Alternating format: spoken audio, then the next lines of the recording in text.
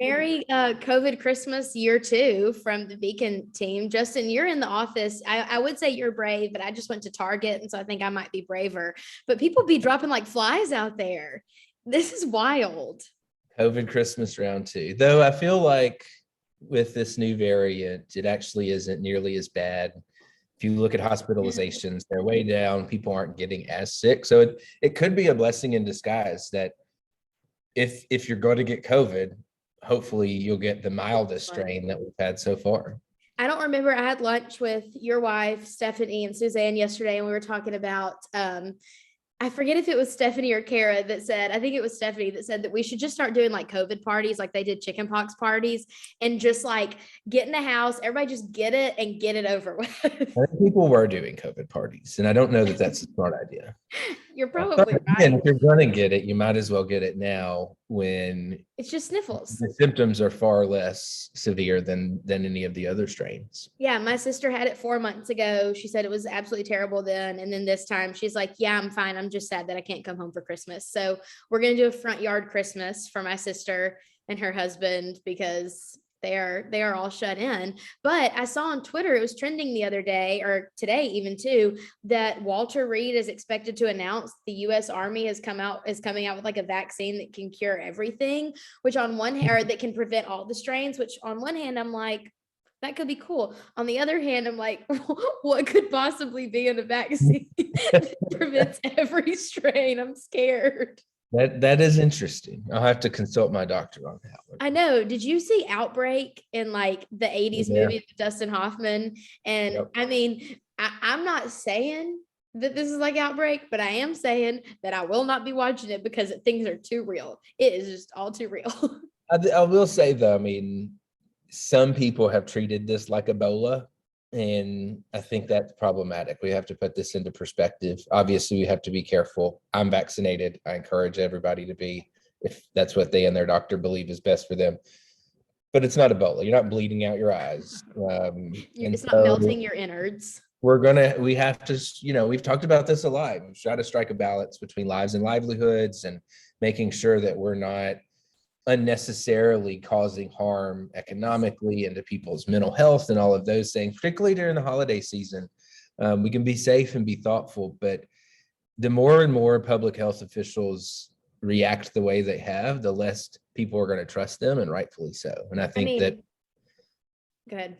No, I just think that it's, we've got a lot to learn from the past, almost 18 months, over 18 months, almost 2 years. 18 months. Yes. Yeah. I mean, that thing that I sent you guys the other day of the White House, I took a screenshot of the White House website. Yeah. Dan Crenshaw posted, and it was like, if you're not vaccinated, we have no sympathy for you. It's like, geez, it's like some Game of Thrones stuff. Miserable death, and rightfully so. I mean, that everything has become so politicized that there's no sanity in the world. And it's very unfortunate. If you're a medical professional and you don't have sympathy for people, I'm sorry, I want to leave you a bad Yelp review. Yeah, you need to think through another position, like go be a high school principal or something, because that's the meanness level you're spitting out right now. It's just too much. It's kind of crazy, but we hope that everybody's safe this year. And, I'm making shut-in kits for all my friends who are shut in. So if you've got COVID, let me know. I'll send you some sugar cookies. She'll make you some really good cookies because I got some this week. So he did get some. And Justin doesn't have COVID. Disclaimer: he doesn't have COVID. He just got cookies. I just got the cookies because and that's a perk of being a friend of Taylor's. You get cookies all the time. So for the last few years, we've had a case going on about sidewalks in Nashville. If you're new to the podcast, you haven't heard about it. Basically, Nashville Metro Council passed a law that said you either have to build a sidewalk in front of your house if you're doing new construction, or you have to pay the city what a sidewalk would cost. It has been very controversial for a lot of reasons, some of which being that a lot of neighborhoods think that they don't want to build sidewalks in their neighborhood, and they're just collecting money to build sidewalks in other neighborhoods in the nation. Specifically, all of these people, I know tons of people who have paid into the sidewalk fund and they still don't have sidewalks. The fact of asking private citizens to pay for public utilities is like not cool at all, and probably very unconstitutional. And the case is about to be argued in front of the Court of Appeals. Isn't that right, Justin? The Court of Appeals, so just one step below the United States Supreme Court. So that's pretty cool. I mean, here's the deal. We all got an email. If you live in the city of Nashville, you probably got an email the other day that said that they're not going to be picking up recycling for the next however long until they can. Through January. Okay, my recycling bins are overflowing. Nashville can't manage a very simple trash pickup program that pretty much every city in the United States has. They can't manage their sanitation, their trash pickup program, but they want us to pay even more money so they can build some sidewalks all over Nashville. Nothing financially that Nashville does make sense. There, I said it, blanket statement, and I stand by it. We do live in an extraordinarily incompetent city. Like that, other cities can figure this out. Right now is the craziest time to suspend a recycling pickup because everybody's got the Amazon boxes and all the Christmas paper, and like you got all this stuff to recycle, and our bin is full too, and I guess it's going to be full for the next 6 weeks or so until they hopefully figure this out. And it's really frustrating because we just faced a 34% tax increase last year. What is this money going towards? Why is it not going to improve sanitation services like trash pickup? Why is it not going to build sidewalks? These are things that our tax dollars are supposed to do, yet the city either can't figure out how to do them or is pawning them off on private citizens to build their own sidewalks. And if you look at the news story on our Facebook page, Fox 17 did a great story yesterday looking at this issue, going, look at these sidewalks to nowhere. This is ridiculous that this is the city's plan for building sidewalks. You'll have a sidewalk that just abruptly ends, and then there's no sidewalk for miles, and then you'll have sidewalks that end in trees, that end in fences. It's just an incompetent, stupid way to manage what should be, we're free market people. We believe in limited government, but these are things the government should do. And the city of Nashville just can't figure out how to do them competently.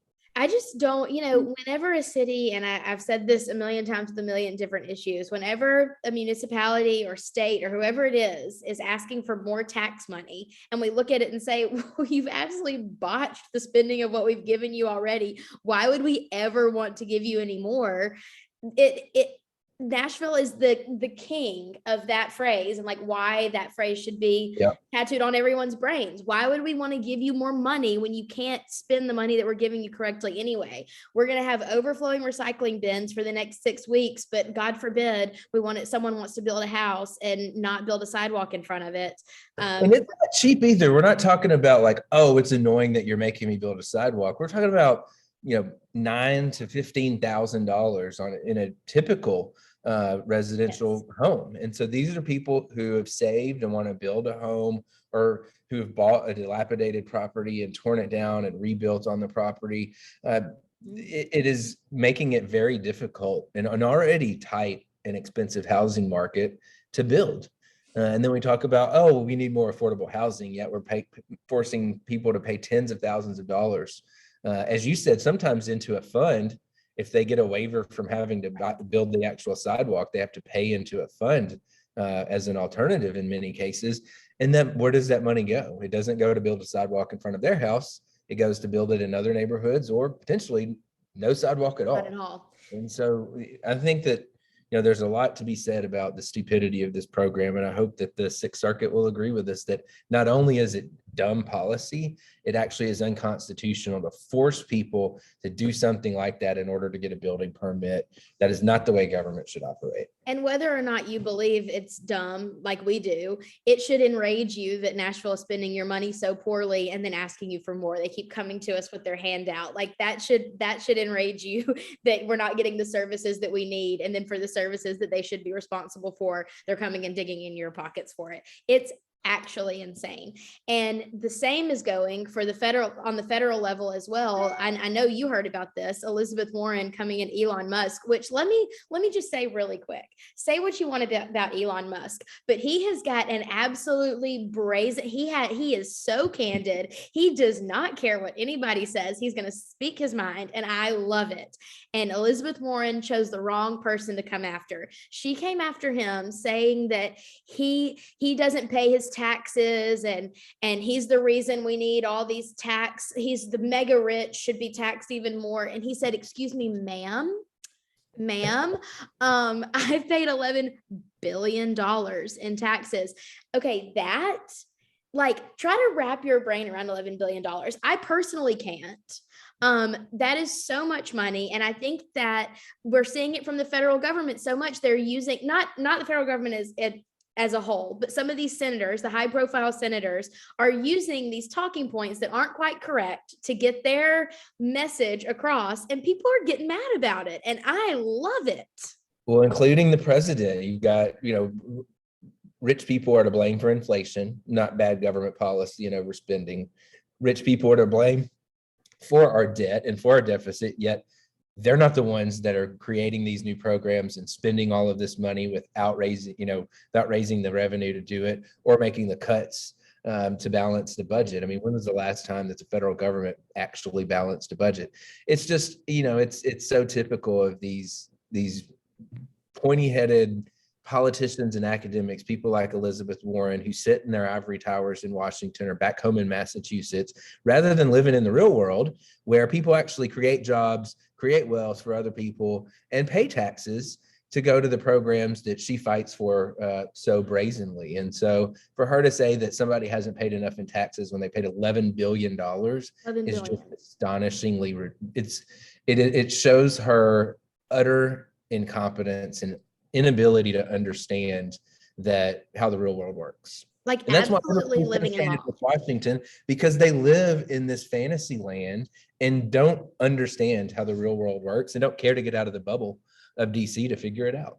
Absolutely living in la la land. Y'all touched on this a little bit with in your overcaffeinated episode with Representative Burchett. He was talking about, having words with Nancy Pelosi about kind of how she acts and the things that she says, and these outrageous comments that they make in Washington that are just dividing and dividing and dividing, rather than looking at people and being like, oh, maybe these people are working hard and maybe they are paying their taxes and maybe we need to get our spending in check. Because unfortunately, to a lot of the people up there, they just think that the Treasury Department is just one blank check for them. And that's just not, it's so dishonest. Yep. And Elon Musk will create more value to society in one day than Elizabeth Warren will in her entire life.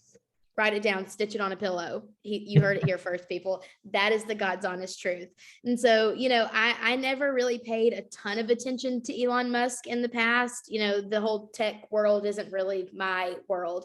But now that he's being sassy, I love a sassy person. I love when people get sassy on Twitter, especially when they stand up for themselves. And I am so pleased to see him standing up for himself and talking about how the government is people in the government are trying to slander him, and he's just not going to take it. And so I actually saw a great video from PragerU the other day. If you're confused about how the balance of taxes between the top earners and the middle class and everything works, there's stuff out there. There are resources to go and look and learn. PragerU just put out a great one the other day that I saw. And just before you say anything, just educate yourself a little bit on how things work. It's not that hard. And this whole rich guilt thing, you shouldn't feel guilty for being wealthy and successful. You should if you stole it from somebody else. But we all know that that's not how economics works. People who get wealthy actually create so much exponentially more wealth for other people. They create jobs and opportunity. They create new technologies and new innovations. They really are contributing to society. And great if they get rich in the process. That's a wonderful thing. We should not belittle it. We shouldn't demean it. And we shouldn't make people feel like just because you've been successful that you somehow should feel guilty about it or should have to pay more as a result for it. I'm sick of that mantra because it's just a false narrative. It's just not, it's un-American. Okay, there, we said it. It's un-American. You tell him, Justin. I love it.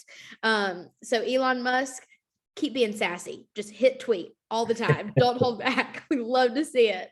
Last thing before we go, it is a couple of days until Christmas. Tomorrow is Christmas Eve. And I don't know about you, but I have really been shutting myself in lately and watching a lot of Christmas movies. So let's have movie talk. I've also been going to the theater a lot. So we're just really gonna talk about some movies here for a second. Justin, what is your favorite Christmas movie?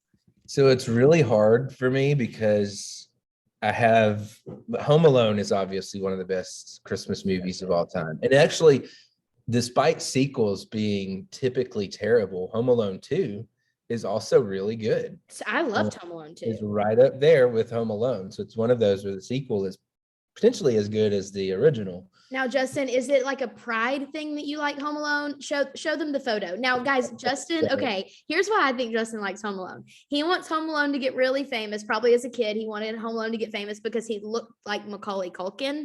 And did you want people to mistake you for Macaulay Culkin? I think I'm seeing this. No, I actually hated it because everybody thought I looked like him. So here is my childhood picture. Everybody thought I looked like him, so they would always ask me to do the like face, and I would get so tired of it. Even though I loved the movie, I hated, being puppeted like that.